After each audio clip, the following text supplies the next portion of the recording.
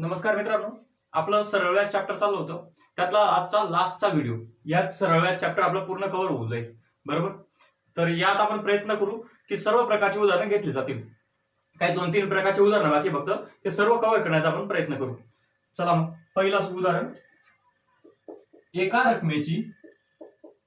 रकमेची 5 वर्षाची रास 2000 रुपये होते. 2000 रुपये होते व 3 वर्षाची रास 1800 रुपये होते. तर ती रक्कम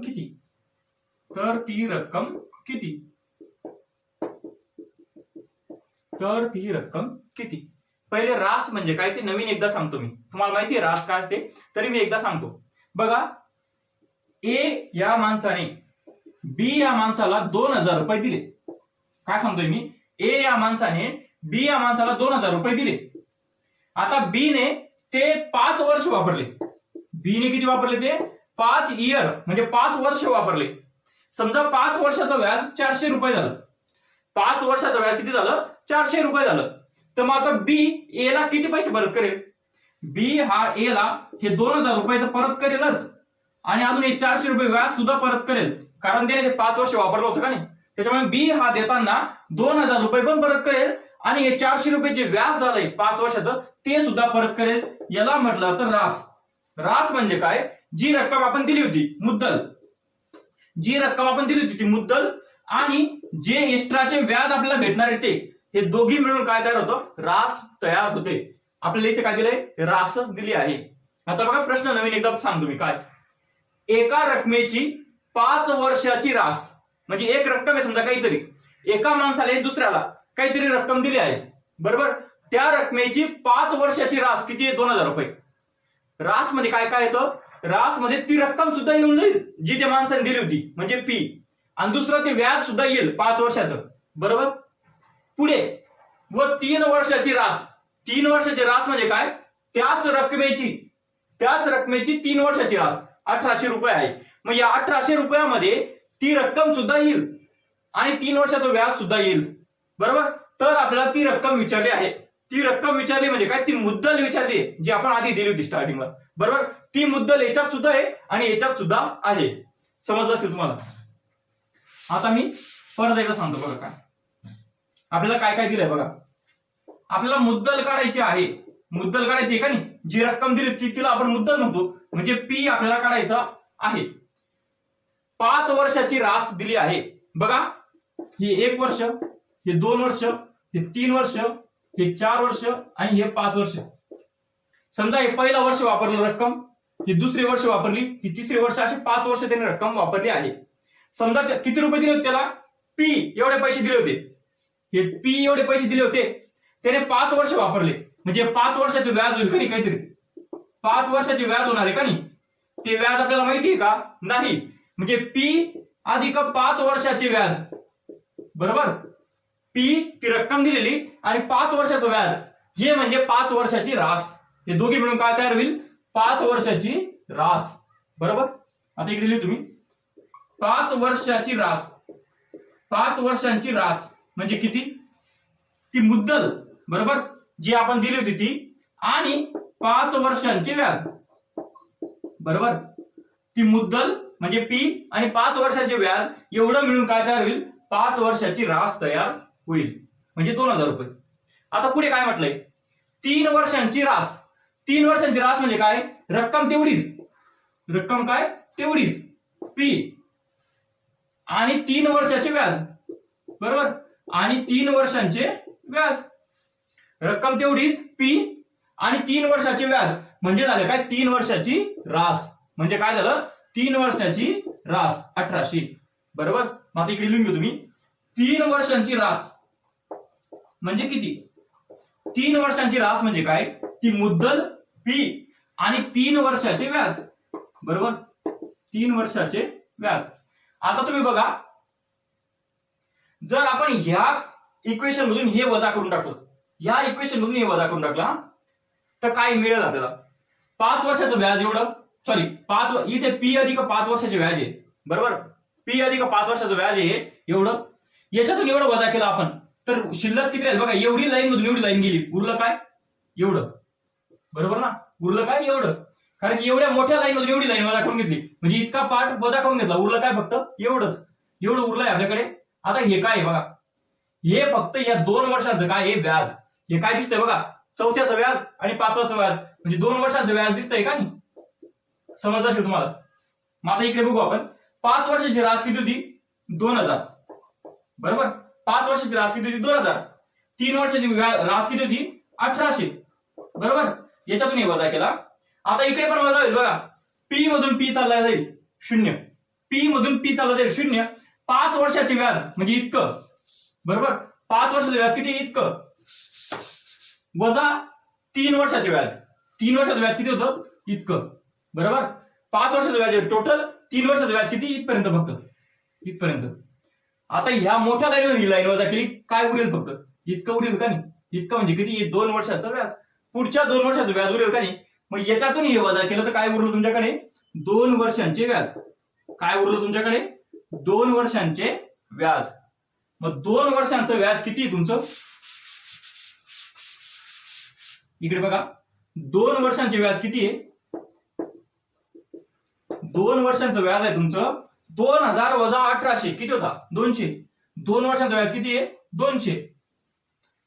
2 वर्षांचं 200 तर 3 वर्षांचं किती होईल बघा. इथे 3 वर्ष दिलंय का नाही आपल्याकडे, म्हणून आपण 3 वर्ष काढतोय.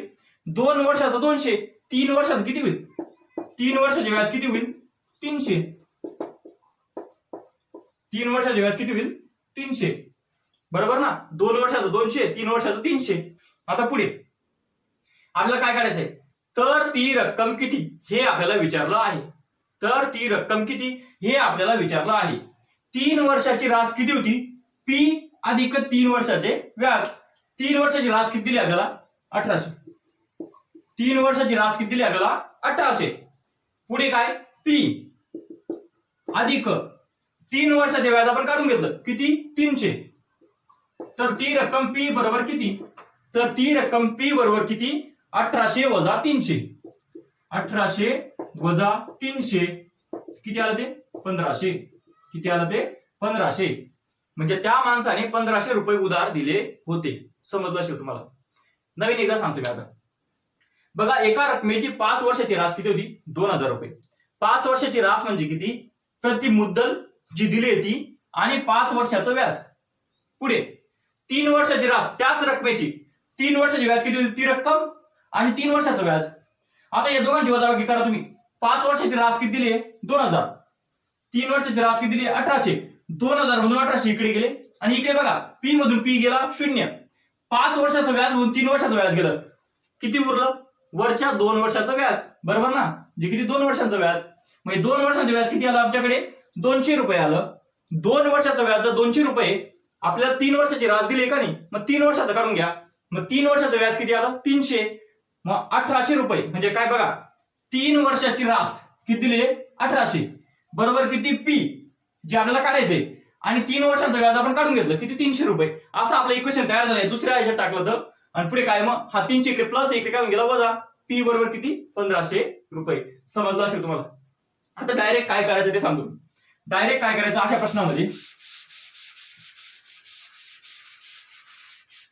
प्रश्नामध्ये, डायरेक्ट काय करायचं 5 वर्षाची रास एकानी ते यातनं डायरेक्ट ही खालची 3 वर्षाची रास वजा करून घ्यायची. म्हणजे किती 2000 मधून 1800 वजा करून घ्यायची डायरेक्ट. आणि बरोबर काय लिहायचं माहिती का, ती मुद्दल म्हणजे पी, ती मुद्दल तर चालली जाईल. काय उरेल 5 वर्षाची रास वजा 3 वर्षाची रास करायची. याची वजाबाकी किती येते माहिती का, या दोघांचा डिफरन्स किती बघा 5 वजा 3 2 वर्षाचं व्याज एवढा डिफरन्स येईल. एवढं काही डिफरन्स येईल. म्हणजे ही वजाबाकी किती येईल मी 2 वर्षाचं व्याज येईल. आता समजा इथे असं आलं असतं 7 वर्षाची रास आणि इथे 3 वर्षाची रास दिली असती तर काय आलं असतं इथे, इकडे 2000 वजा 1800 झालं असतं. इकडे काय आलं असतं 7 वजा 3 किती 4. इथे 4 वर्षाची व्याज आलं असतं. समजलं असेल तुम्हाला. डायरेक्ट असं लिहायचं तुम्हाला, इतकं हे करायची गरज नाही. पण ते कावर आलं त्यासाठी मी ती पहिली कन्सेप्ट क्लिअर करून दाखवली. आता पुढचं एक्झाम्पल बघू आपण. असंच येते सेम.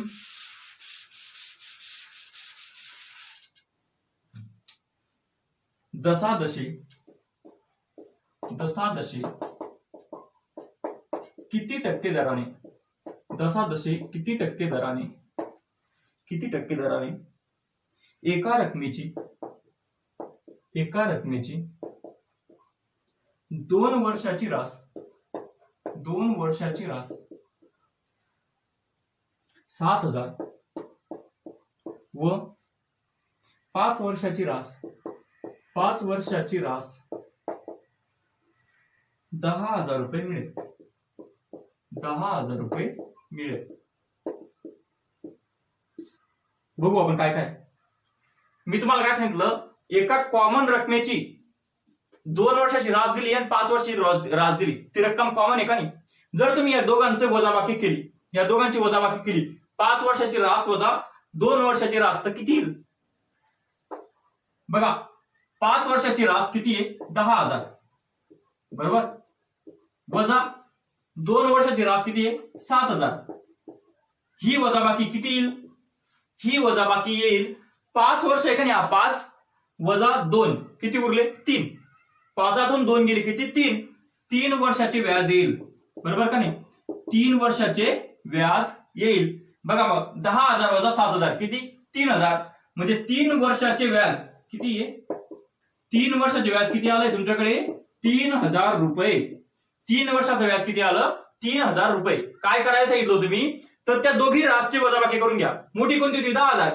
म्हणजे 5 वर्षाची रास म्हणजे 10,000 वजा 2 वर्षाची रास किती, 7,000. यांची वजाबाकी केली किती आली, 3,000 बरोबर. आणि ही वजाबाकी किती येते म्हटलं तर हे 5 वर्षाचं 5 वजा 2 किती आलं, 3 वर्षाचे व्याज इतकं येईल ते.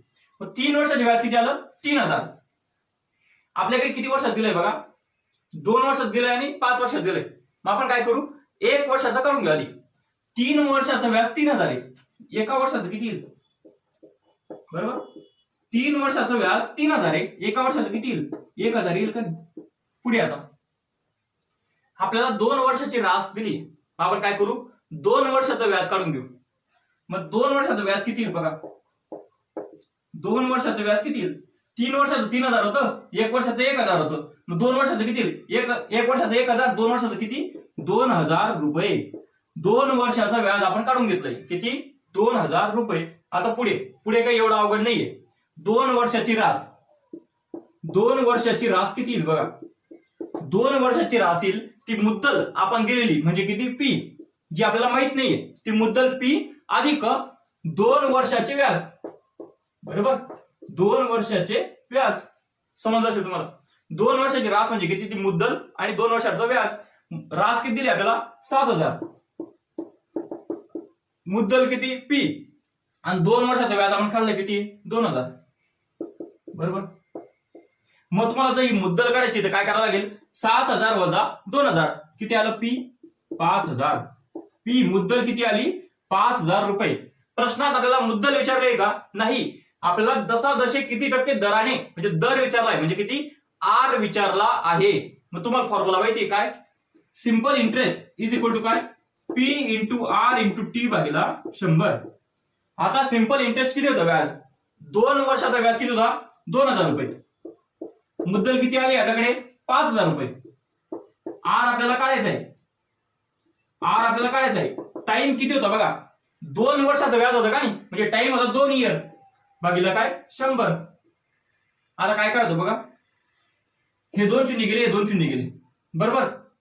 बे एक म्हणजे इथे किती उरला, 1000.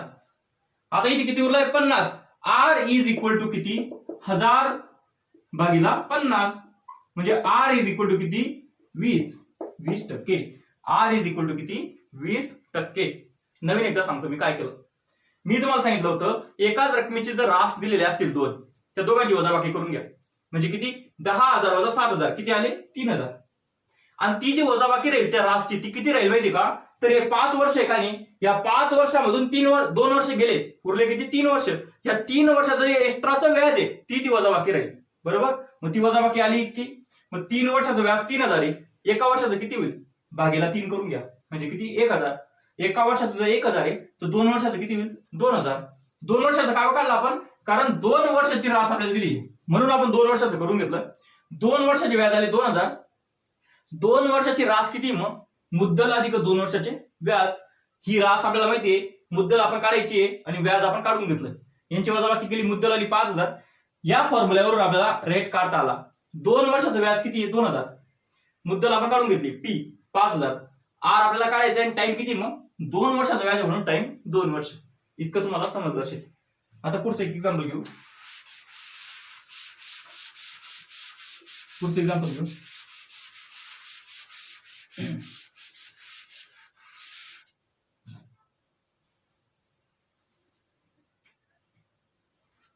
निखिल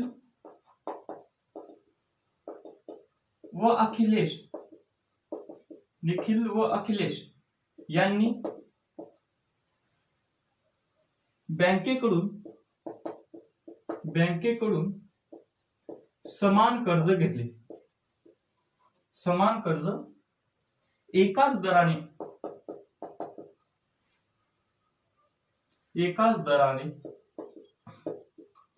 सरळ व्याजाने घेतले.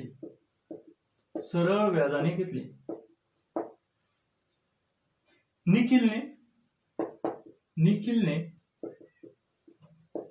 2 वर्षांनंतर 17,100 रुपये भरले. 17,100 रुपये भरले. तर अखिलेशने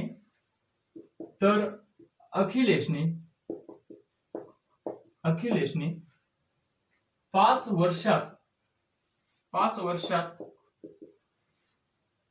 20,250 रुपये भरले.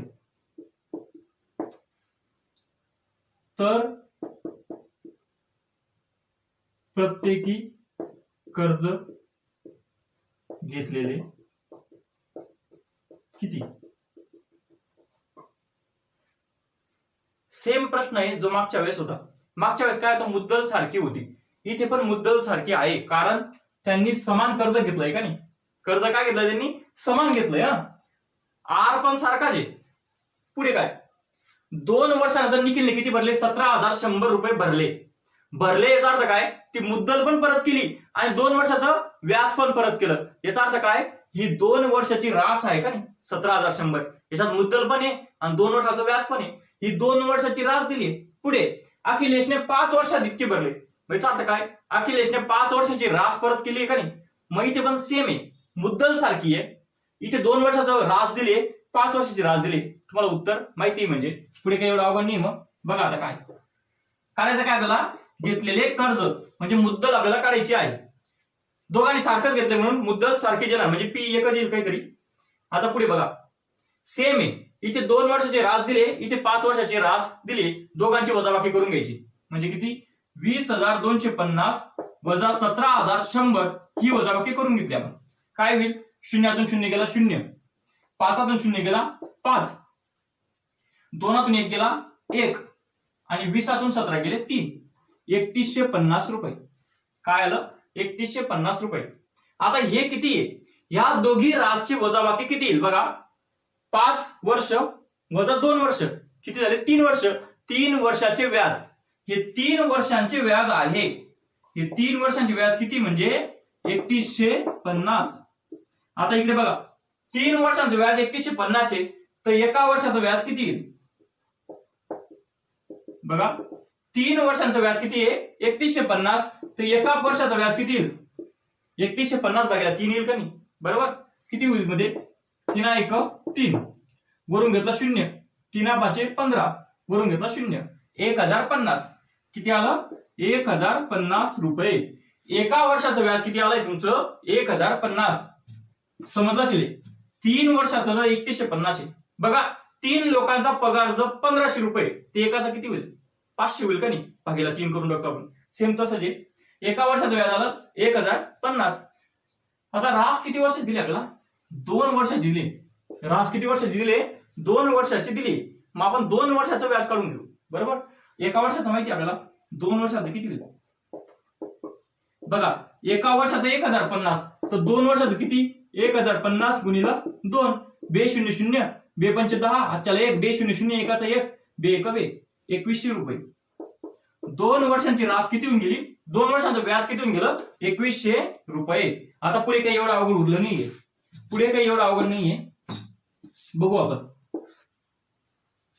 2 वर्षांची रास, 2 वर्षांची रास किती असते? ती मुद्दल असते अधिक 2 वर्षांचं व्याज, बरोबर. ती मुद्दल असते अधिक 2 वर्षांचं व्याज, इतकं असतं 2 वर्षाची रास. रास किती दिली मग आपल्याला 2 वर्षाची? 2 वर्षाची रास किती दिली? 17,100, बरोबर. मुद्दल पी. आणि 2 वर्षाचं व्याज किती दिलंय? 2100 रुपये. आपण काढलं ते. 2 वर्षाचं व्याज किती आलंय? 2100 रुपये. आता पुढे काही एवढं अवघड नाही, आपल्याला मुद्दल काढायचे. मुद्दल बरोबर, हा बघा इकडे प्लस मध्ये, इकडे काय होऊन जाईल मायनस मध्ये. 17,100 वजा 2100 रुपये किती होईल बघा. शून्यातून शून्य गेला 0, शून्यातून शून्य गेला 0, एकातून 1 गेला 0, 17तून 2 गेले 15, 15,000 रुपये. तर त्यांनी त्या बँकेकडून किती रुपये घेतले होते? प्रत्येकी 15,000 रुपये घेतलेले होते. असं ते उदाहरण होतं. समजलं असेल तुम्हाला, बरोबर. काय होतं? फक्त एकच मुद्दल होती आणि त्यांच्या 2 वेगवेगळ्या रास दिलेल्या होत्या. समजलं असेल तुम्हाला. आता थोडं वेगळ्या टाईपचं उदाहरण बघू पुढचं.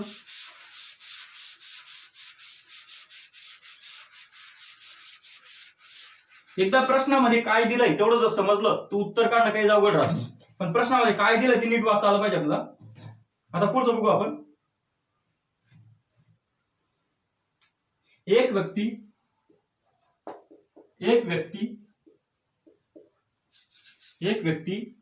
2,000 रुपये 3 वर्षांसाठी व 1,500 रुपये 4 वर्षांसाठी एका बँकेत ठेवतो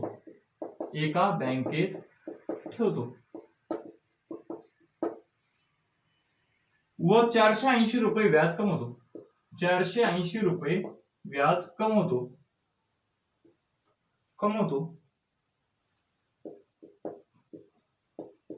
तर व्याजाचा दर किती? समजा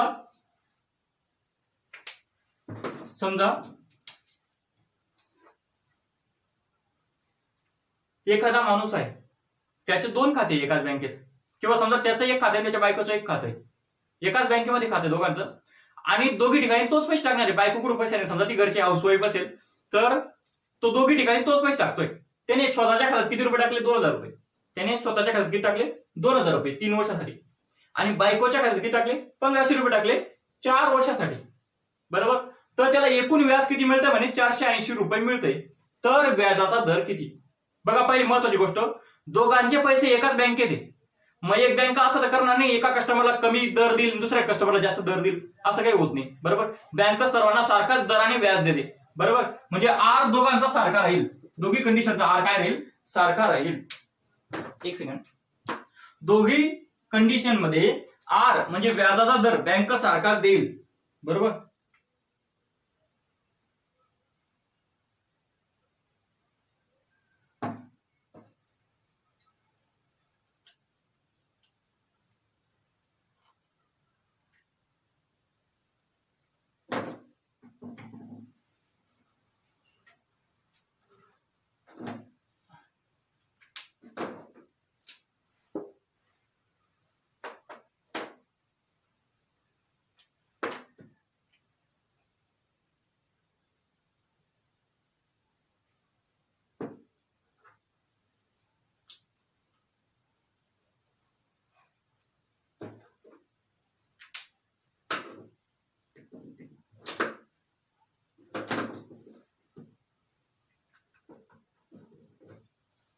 बघू आपण काय दिलंय.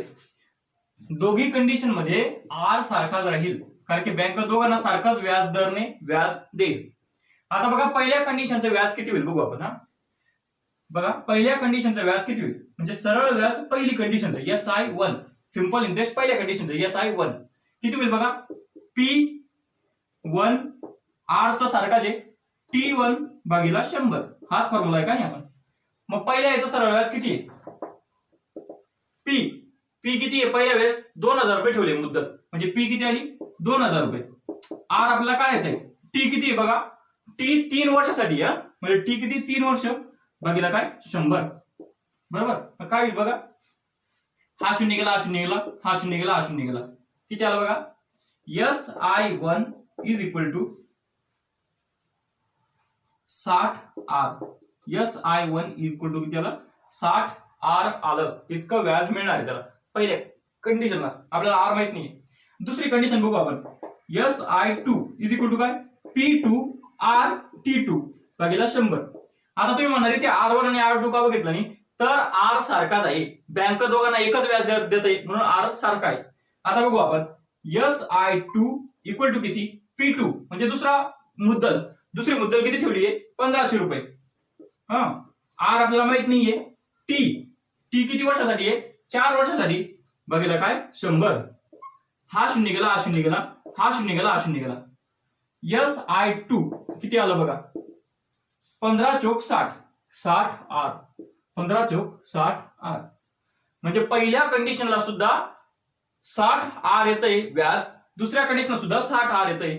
म्हणजे SI1 अधिक SI2 पहिलं सरळ व्याज अधिक दुसरं सरळ व्याज किती आहे, 60R अधिक 60R. किती येत आहे, 60R पहिल्या वेळेस, दुसऱ्या वेळेस सुद्धा 60R, टोटल किती आलं 120R. म्हणजे तो माणूस किंवा ते व्यक्ती, ते कुटुंब किती रुपये व्याज कमवतोय, 120R एवढं व्याज ते कमवतो आहे. 120R बरोबर किती व्याज कमवतोय तो, 480 रुपये कमवतोय का नाही. म्हणजे 120R जे त्यांनी व्याज मिळवलंय ते किती आहे, 480. बस पुढे काही एवढं अवघड नाही. हा शून्य गेला, हा शून्य गेला. R इज इक्वल टू 12 आणि 48 बघा काय, 12 चोक 48.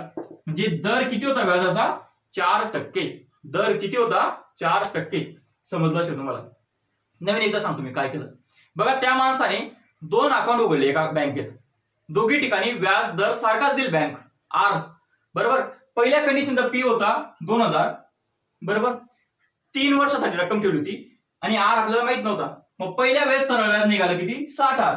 दुसऱ्या वेळेस सरळ व्याज निघालं किती, 60R. दोघी सरळ व्याज आपण एकत्र केले, 60R अधिक 60R किती आलं, 120R. हे सरळ व्याज निघालं 120R. ते सरळ व्याज आपल्याला दिलंय किती, 480 रुपये. याच्यावरून आर निघून गेला आपला 4%, बरोबर. समजलं असेल तुम्हाला. एकच गोष्ट महत्वाची होती की बँकचा आर सारखा असतो, कारण की बँक सर्वांना सारख्याच दराने कर्ज देते. आता पुढे 5व उदाहरण,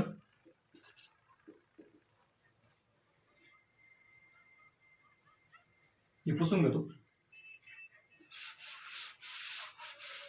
5व उदाहरण, आयडीबीआय बँकेत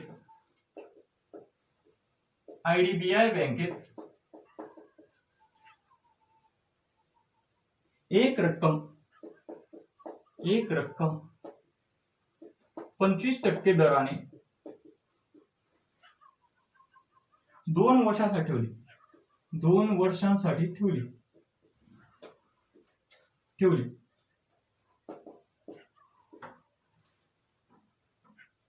तर एसबीआय मध्ये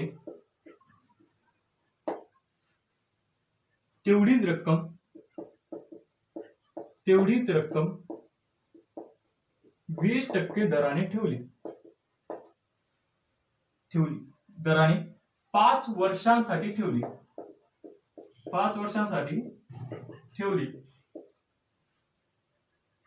दोन्ही व्याजातील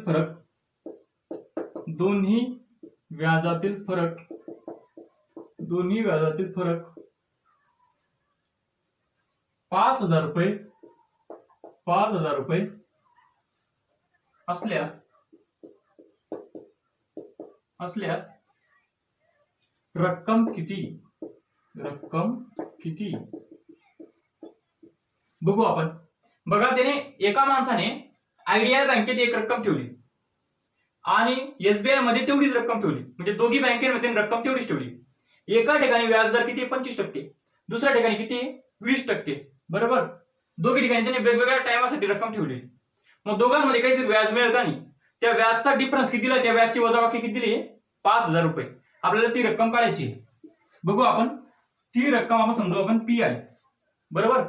पहिल्या कंडिशन मध्ये किती व्याज मिळते त्याला बघू आपण. SI1 इज इक्वल टू किती, P कॉमन आहे, बरोबर का नाही. R पहिल्या कंडिशनचा R म्हणजे रेट किती आहे, 25%, म्हणजे 25. टाइम किती आहे, 2 वर्ष, भागेला किती, 100. किती आला बघा, हा 25 आहे, 25 एका 25, 25 चौक 100, बे एका बे, बे दुने 4, P भागेला 2. पहिलं व्याज किती मिळालं, P भागेला 2, हे पहिलं व्याज आहे. दुसऱ्या कंडिशनचं व्याज किती येईल बघा, SI2, मुद्दल किती आहे, P, बरोबर. दुसऱ्या कंडिशन मध्ये मुद्दल किती आहे, P, दर किती आहे, 20, टाइम किती आहे बघा, 5, भागेला किती, 100, भागेला किती, 100. आता काय येईल बघा, 20 एका 20, 20 पंचे 100, 5 एका 5, 5 एका 5. दुसरं व्याज किती आलं, P. पहिलं व्याज P/2 आहे, दुसरं व्याज किती आहे, P.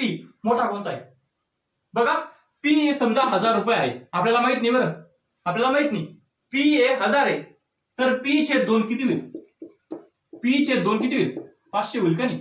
म्हणजे ही रक्कम लहान राहणार आहे का नाही, कोणत्याही कंडिशन P/2 ही लहान रक्कम राहणार आहे. मग मोठ्यातून लहान वजा करा, मोठ्यातून लहान वजा करा, म्हणजे दुसरं इंटरेस्ट सिंपल इंटरेस्ट वजा पहिलं सिंपल इंटरेस्ट, दुसरं सरळ व्याज वजा पहिलं सरळ व्याज, हा फरक किती दिला आहे, 5000 रुपये.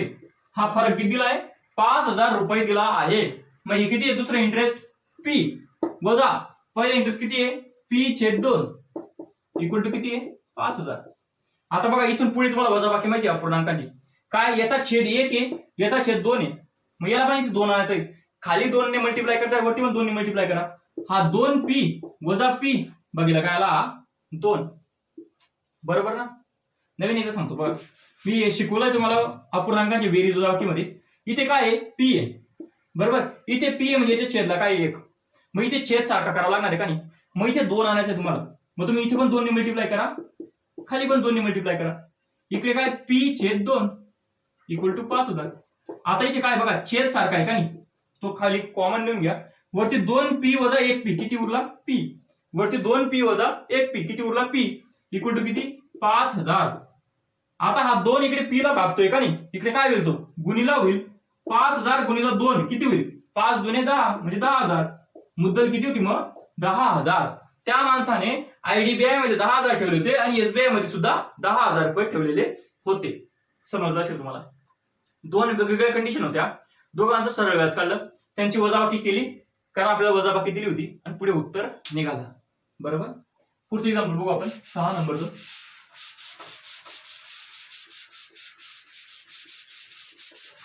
6 नंबरचं एक्झाम्पल बघू.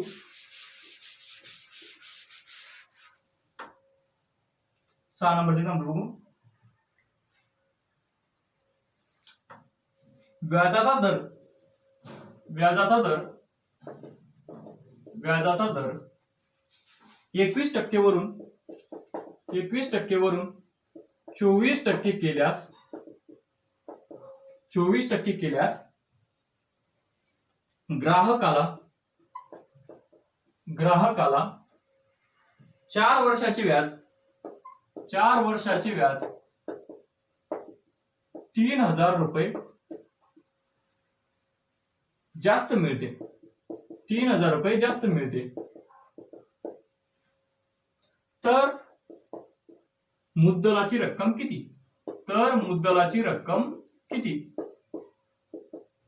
पहिले प्रश्न समजणं महत्वाचं आहे. काय, व्याजाचा दर 21% वरून 24% केला, म्हणजे 3% तो वाढवलाय का नाही, बरोबर. तर 4 वर्षाचं व्याज किती मिळतं म्हणे, 3000 रुपये जास्त मिळतं. किती मिळतं, 3000 रुपये जास्त मिळतं. तर मुद्दलाची रक्कम किती, बघू आपण. बघा, जर हे 21% वजा 24% म्हणजे 24% वजा 21% केलं तर किती होतं, व्याजाचा दर 3% होऊन जातो का नाही. आणि त्या 3% व्याजाच्या दराने किती रक्कम जास्त मिळते, 3000 रुपये जास्त मिळते का नाही. म्हणून आपण हे उत्तर डायरेक्ट कसं काढू शकतो बघा, simple interest equal to P into R into T भागीला 100. व्याज किती दिलंय आपल्याला, 3000 रुपये. 3000 रुपये जास्त आहे म्हणजे काय, 21%च्या वेळेस जेवढं व्याज येईल आणि 24%च्या वेळेस जेवढं व्याज येईल, या दोघांची वजाबाकी किती राहील म्हणे, 3000 रुपये. म्हणजे 21% 3,000 जास्त मिळेल 24%ला. 24 वजा 21 केलं तर किती होईल? 3% का नाही? म्हणजे 3%ला किती मिळेल ते? 3,000 रुपये असा त्याचा अर्थ होतो. म्हणजे हा पी आपल्याला काढायचा आहे. आर किती होईल मग? ही जास्तीची रक्कम आहे का नाही? मग 24 वजा 21 करून घ्या, किती? 3%. 3 टाइम किती दिलाय बघा? टाइम 4 वर्ष दिलाय. 4 भागिले काय? 100. आता बघा काय होतं? 3 1 3 3 1 3 इथे किती उरला? 1000. इथे किती उरला? 1000. 4 1 4 25 चोक 100. किती झालं? 25 चोक 100. मग किती येईल बघा? P/25 इक्वल टू किती? 1000. P/25 इक्वल टू किती? 1000. तर P इक्वल टू किती? 25 इकडे भागतो, इकडे काय म्हणजे गुणिला 25 गुणिला 1000 किती होईल? 25,000. बरोबर? समजलं असेल उत्तर तुम्हाला. काय केलं आपण बघा? आपल्याला जास्तीचं सरळ व्याज दिलंय. जास्तीचं म्हणजे दोघांमधला फरक. मग किती? 3,000 रुपये. यांच्यामधला फरक किती होऊन जाईल? 3%. तो आपण आर घ्यायचा. तो आपण काय घ्यायचा? आर घ्यायचा. समजलं असेल. आता समजा तुम्हाला असं उत्तर समजलं नाही तर नेमकं केलं काय ते सांगतो मी. बघा, पहिल्या कंडिशनला सिंपल इंटरेस्ट किती होता? पहिल्या कंडिशनला सिंपल इंटरेस्ट होता SI1 घ्या. काय घेऊ आपण? SI1. मुद्दल P राहील. रेट किती राहील पहिल्या वेळेस? 21. टाइम किती राहील? 4 भागिले काय? 100.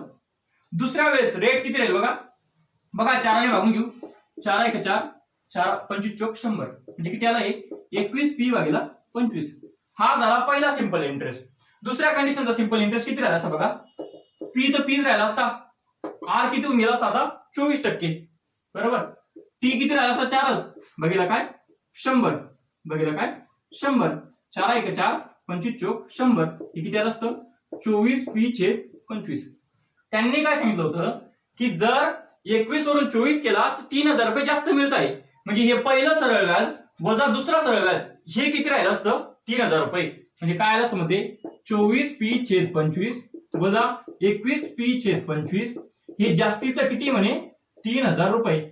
यांची वजाबाकी काय आली बघा? हा 25 कॉमन आहे का नाही? तो खाली 24 वजा 21 किती होतात? 3. 3P equal to 3,000. 3 1 3 3 1 3 किती झाले? 1000. हा P हा 25 इकडे भागतो, इकडे गुणिला होऊन जाईल. 1000 गुणिला 25 किती आलं असतं?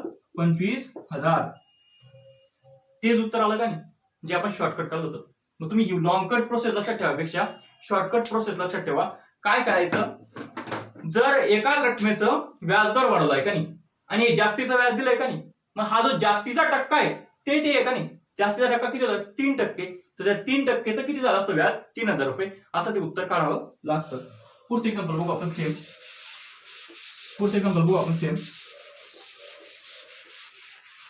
7 नंबरचं शेवटचं एक्झाम्पल बघू आपण. व्याजाचा दर 25% वरून 18% केल्यास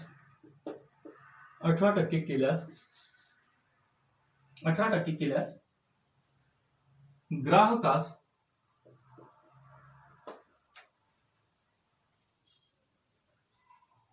8 वर्षाचे व्याज 5,600 रुपये कमी मिळते. 5,600 रुपये कमी मिळते. तर ठेवलेली रक्कम किती? असा तो प्रश्न आहे. हा एवढा अवघड नाही. सेम प्रश्न आहे. 25% वर 18% करून टाकला. मग व्याजदर कमी दिला इथे. बरोबर का नाही? व्याज कमी भेटेल का नाही जर तुम्ही व्याजदर कमी करून टाकला तर? तसा सेम प्रश्न आहे. एवढं काही अवघड नाही होतो. बघा सिंपल इंटरेस्ट इक्वल टू काय असतं? PRT भागिले 100. आता कमी झालंय का नाही सरळ व्याज किती? ते कमी झाले तर 5,600. P आपल्याला काढायचं आहे. रेट किती घेणार बघा? हे कमी मिळतंय का नाही? जर 25% वर 18% केलं म्हणजे 7% कमी केलं तुम्ही तर किती मिळतंय? 5,600 कमी. म्हणून इथे किती रेट येईल? 7%. याच्यातून याचा वजा करा. गुणिला टी किती दिलाय? 8 वर्ष. टी किती दिलाय? 8 वर्ष. आता पुढे काही एवढं अवघड नाही बघा. हा 5,600 इक्वल टू P 7 8 56. 7 8 किती? 56 भागिले 100. 56 एक 56, 56 एक 56, इकडे किती उरलं 100. P इक्वल टू किती, हा 100 आणि हा 100 इकडे गुणिला किती झाले ते 10,000 रुपये. किती झाले ते 10,000 रुपये. म्हणजे काय, तर ती मुद्दल किती होती 10,000 रुपये. तुम्हाला जर असं शॉर्टकट समजलं नाही तर काय करू शकले तुम्ही पहिल्या कंडिशन सरळ व्याज घेतलं असतं, दुसऱ्या कंडिशन सरळ व्याज घेतलं असतं, दोघांची वजाबाकी केली असती आणि बरोबर किती लिहिलं असतं 5,600. पण हे शॉर्टकट डायरेक्ट उत्तर येत असतं. तुम्हाला समजलं असेल हा टॉपिक बरोबर. सरळ व्याज मध्ये इतक्याच प्रकारचे प्रश्न येतील. जर तुम्हाला एखादा एक्स्ट्रा प्रश्न सापडला तुम्ही कमेंट करू शकता, मी ते नक्की सोडवण्याचा प्रयत्न करेन. आता पुढचा टॉपिक मध्ये आपण चक्रवाढ व्याजचा चॅप्टर चालू करू. सरळ व्याज समजलं असेल तुम्हाला, एकदा नवीन बघून घ्या. एखादं एक्स्ट्रा उदाहरण मिळालं तर कमेंट मध्ये पाठवून द्या, मी तुम्हाला ते नक्की सोडवून देईल. आता पुढच्या व्हिडिओ मध्ये आपण चक्रवाढ चॅप्टर चालू करू. तोपर्यंत घरीच राहा आणि सुरक्षित राहा. धन्यवाद.